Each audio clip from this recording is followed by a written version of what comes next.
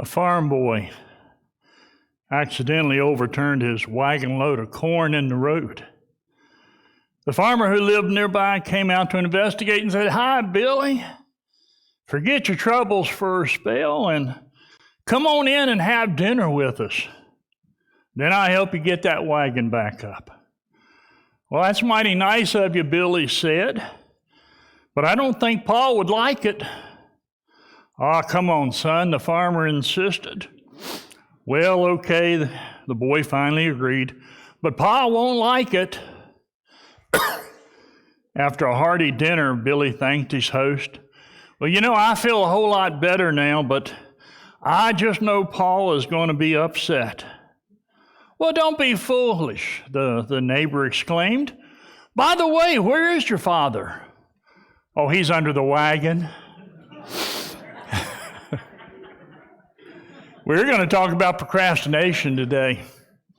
We are going to look at the most famous procrastinator in the Bible. And why are we going to do this? Well, number one, we're going to do it because procrastination keeps us from accomplishing some of the most important tasks in life. And procrastination is also that big killer that keeps people from becoming like Jesus. So let me catch you up. We're heading to the end of the road, as they say. There's only a few more chapters left. Paul comes back to Jerusalem, but a rumor has preceded him, and there's a riot, and the people want to kill him. The Romans step in and rescue him, and they take him to the Jewish government, which has pretty much a riot, and they want to kill Paul too, so the Romans come and rescue Paul again this next time. Here's where we resume the story. Paul's in jail, but the son of his sister hears a plot. He overhears it. More than 40 men have taken an oath not to eat or drink again until Paul is dead. Paul gets that message, sends this young man to the commander, and the commander gets it. He takes 200 soldiers, 70 horsemen, 200 spearmen, and he puts a horse for Paul right in the middle of all that. And he heads up the coast for Caesarea because he's going to see the governor. The governor's name is Felix. And so Paul safely leaves Jerusalem and is now in jail in a place called Caesarea. Now, 5 days later, the Jewish officials, they hear that Paul's there, and so they send up a team of lawyers. Here's what the lawyers say. "We have found this man to be a troublemaker, stirring up riots among the Jews all over the world. He is a ringleader of this Nazarene sect and even tried to desecrate the temple. So we seized him. By examining him yourself, you'll be able to learn the truth about all these charges we're bringing against him." The Jews joined in the accusation, asserting that these things were true. Well, now here's Paul's response. And it's kind of a good review of the things that's happened in the past couple of weeks for us. When the governor mentioned for him to speak, Paul replied, "I know for a number of years that you've been a judge over this nation, so I gladly make my defense. You can easily verify that no more than 12 days ago I went to Jerusalem to worship. My accusers did not find me arguing with anyone at the temple or stirring up a crowd in the synagogues or anywhere else in the city. And they cannot prove to you the charges that are now making against me. However, I admit that I worship the God of our fathers as a follower of the way, which they call a sect. I believe everything that agrees with the law and is written in the prophets, and I have the same hope in God as these men, that there will be a resurrection, both of the righteous and the wicked. So I strive always to keep my conscience clear before God and man. After an absence of several years, I came to Jerusalem to bring my people gifts for the poor and to present offerings. I was ceremonially clean when they found me in the temple courts doing this. There was no crowd with me, nor was I involved in any disturbance. But there are some Jews from the province of Asia who ought to be here and bring charges if they have anything against me. or these who are here should state what crime they found me when I stood before the Sanhedrin. Unless it was this one thing I shouted as I stood in their presence. It's concerning the resurrection of the dead that I'm on trial before you. Now, the ball is in the court of the governor.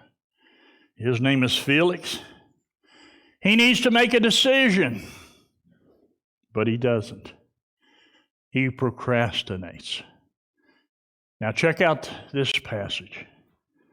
This is the rest of the story, as Paul Harvey would say.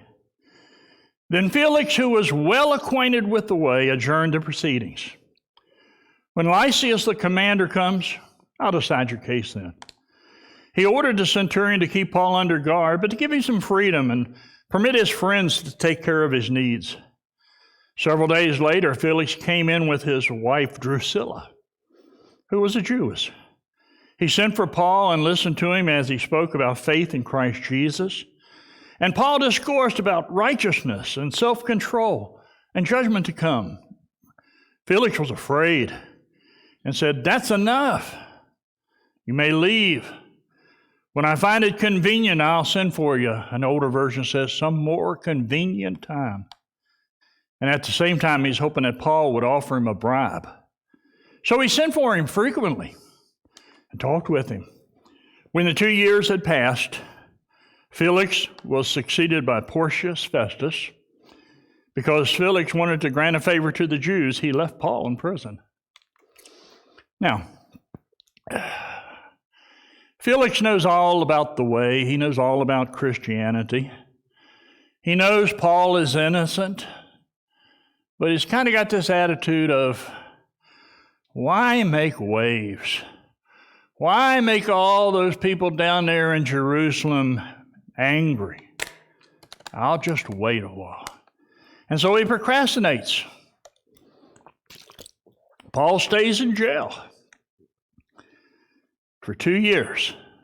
Paul is in jail, and Felix is still waiting to decide. And he's kind of wanting Paul to give him a bribe on the side as well. You know, that by itself would be bad enough, but what is more important today is that for those 2 years, Felix sent for Paul on several accounts and occasions. And he wanted to hear more about this Jesus. And Paul would talk about righteousness and self-control and the judgment to come. And Felix is committed. He's actually trembling a little bit because he realizes that this is something he should make a decision about as well. But for as far as we know, his procrastination might have cost him eternity.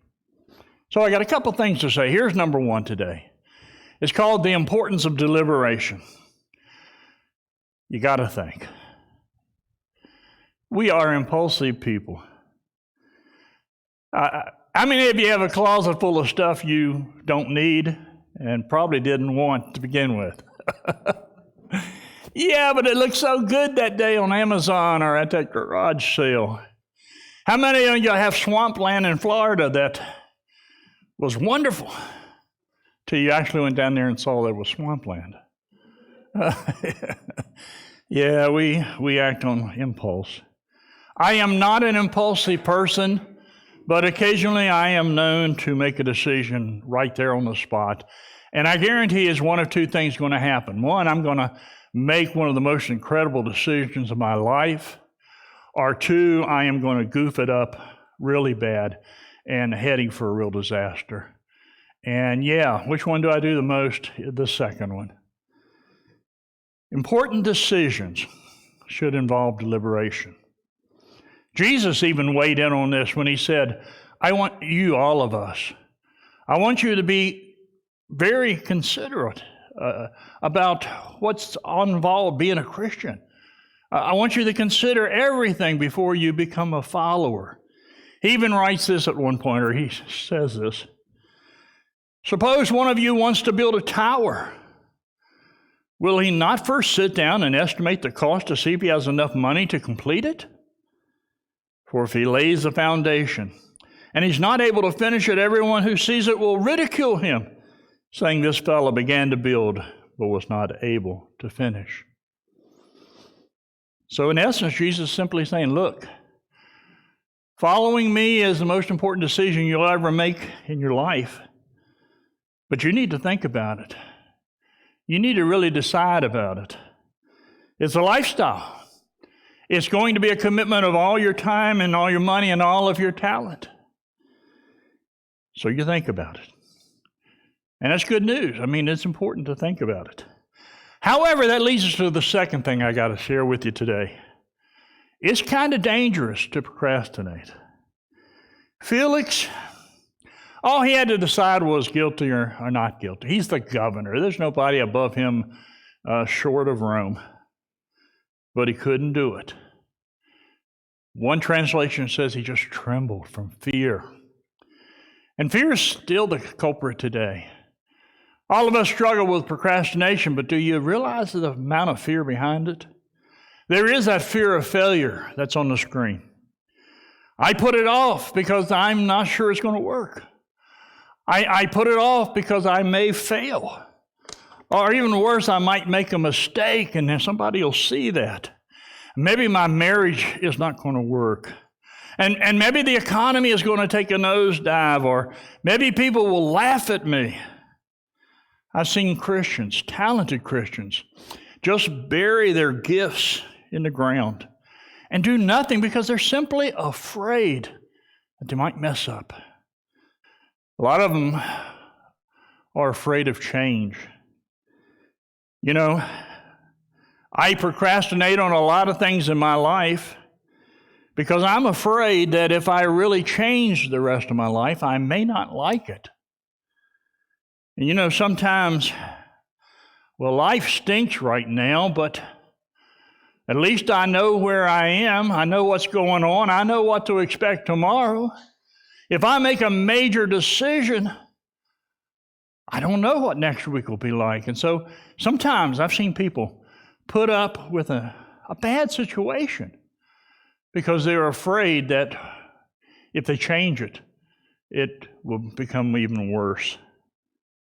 Sacrifice is another fear. Some people don't want to change. Ever noticed that? Some people procrastinate because they don't want to change anything in their life. You can look at that sermon Paul gave Felix and Drusilla. Righteousness, self-control, and a judgment to come. Now, righteousness is one of those church words, okay? It simply means to be right before God. It doesn't mean to be perfect. It just means that you're living and doing the right things, and so God has given you His righteousness because you're trying to do the right thing. And I got to tell you, it was a good point for Felix and Drusilla. They are not moral giants. Felix is not anything to even brag about when it comes to being a politician. Second point was self-control. Oh, both these guys flunked here. Drusilla was only 16 when she married Felix. She was beautiful beyond description. She was already married. In fact, she had already scheduled to marry somebody else. But when she saw Felix, she decided that he would be a much better catch. You know why? Felix had more money than any of the other people. History books, no kidding. I mean, I don't know what history will write about me, if anything. But history writes about Felix and Drusilla that Felix married for lust and Drusilla married for greed. So I don't know how they reacted to Paul's sermon on self-control. But I do know it was at his last point, judgment to come, that really shook the foundation. A lot of people today are offended when preachers talk about heaven or hell. Actually, heaven's pretty safe. You can talk about heaven all day long, and everybody goes, oh, yeah, it's great, great. Preach on, preach on. But it's when you add that "and hell" part that people get a little weird. Some people will say, oh, don't lay that guilt on me. Don't lay that, and who are you anyway to tell me I'm wrong, or this is wrong, or that was wrong? All I can say is, when Paul ended his sermon, that's where he ended it with Felix and Drusilla. I would just suggest that there's going to be a day when we all stand before God and we just give an account of who we've been in life. And for some reason, that didn't go over well with Felix and Drusilla. Now, bringing it back to our day, fear is a big problem when it comes to procrastination because we're afraid we're going to fail, and so we don't do it. We're afraid of the change that's going to happen, and so we don't do it. And we are afraid of the sacrifice and commitment that something will require. But worse than all of it, if we're not careful, our procrastination will keep us from the greatest decision in all of eternity. It's not that people hate God, it's just, they say like Felix, some more convenient time, then I'll think about it. Which leads me to the third thing I want to say. You have to make a decision. Sooner or later, you have to make a decision. A few years before Jesus, an invading general came with his army and met the army of the country they were advancing on. And they came to talk, first of all. And the first general, the more powerful general, he laid out his terms for peace, and the other generals started to procrastinate. Well, I'm not so sure I like this. I'm not sure I like that. Went on for about an hour or so, and finally the first general, got off his horse, pulled his sword, and walked around the other delegation in this huge circle. He says, you people take as long as you want to decide, but don't step out of that circle until you do. Well, history, if you want to know the story, the guy in the circle, he knew he couldn't beat the other guy, and so he took the terms and went back to Jerusalem so angry. Won't even tell you that part of the story. He caused a lot of damage in Jerusalem. But sometimes you just have to make a decision. Decisive people are successful people. They might make mistakes, but they keep going. Cortez burnt the ships when he landed in the Americas, so his men wouldn't think about going back home. Andrew Jackson, from my part of the country, he says, take that time to deliberate. When it's time for action, stop thinking and go. J.L. Kraft, the guy who made millions of dollars with macaroni and cheese, he was asked his secret a long time ago, and he says, if I have an important decision to make, I weigh all the facts, I pray about it, and I go to bed. And when I wake up, I do whatever the first thing that comes to my mind. He says, I've never looked back, and the system has worked well enough for me to believe that God is able to use it. Decisive people are the successful people. Decisive people get things done. Somebody said, I don't know who wrote this, they said, if you want to get something done, find somebody who's busy. And there's an 80-20 rule. It's in every organization, a church, your corporation. 80% of the work is done by 20% of the people. Winston Churchill said, between victory and defeat, there's many decisions, but disaster is doing nothing. Decisive people inspire confidence. I don't know who said this, but there's truth to it.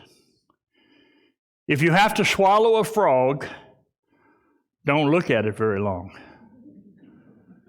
If you have more than one frog to swallow, swallow the big one first. If you have decisions to make the tough one first and go on.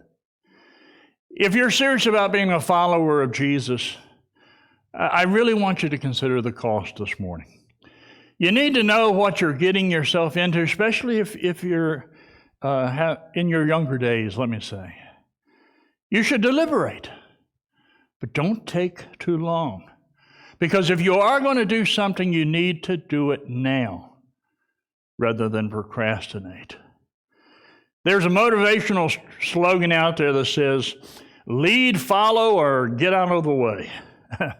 And even though there's some truth to that, I found that a lot of people are offended by that, like it's too harsh or too bold or something. So I like John Maxwell's version. He says, if you're not the lead dog, the scenery never changes. Think about that. If you're not the lead dog, the scenery never changes. We need people who don't procrastinate. We all struggle with it. Even as a church, we struggle with procrastination. A lot of people want to hear a sermon on the 17 successful principles and techniques for eliminating procrastination. They don't exist. There's only two things. Figure out what you need to do and do it. That's how you eliminate procrastination. As a pastor, I am more concerned today about spiritual procrastination because most of us have far too much in common with this main character today, Felix. We are like Felix, and we are in the valley of decision that's called life. And most of us are involved right now in decisions that will influence how we live for the rest of our lives. And we're procrastinating. And all, as important as that part is, all of us still have that decision to figure out what's after life. For all eternity, where will we be and who will we be? That's something you don't want to procrastinate about. Come on up, guys. Let's share a final song this morning.